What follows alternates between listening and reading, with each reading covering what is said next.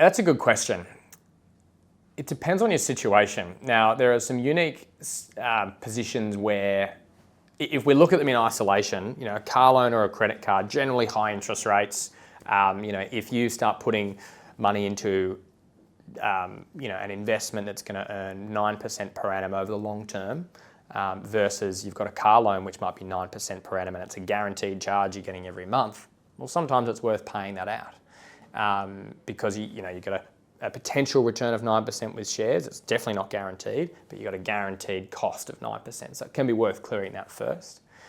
But it also depends on how the car loan was structured. Sometimes what these companies do is they what's called front load the interest. So they work out what interest you're supposed to pay over the 5-year loan term and they jam it on the front.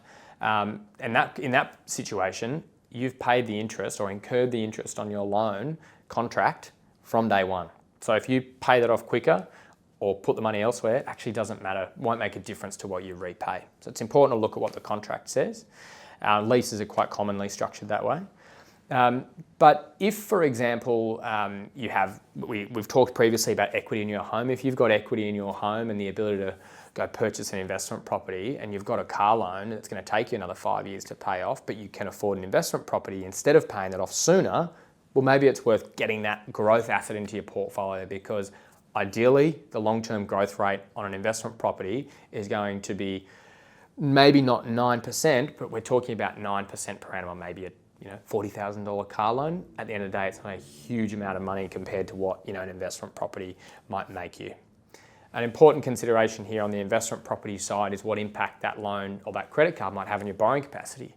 Because even though you might have a year left on that car loan, if the repayments are $1,000 a month, the banks will assume you have that $1,000 a month repayment forever.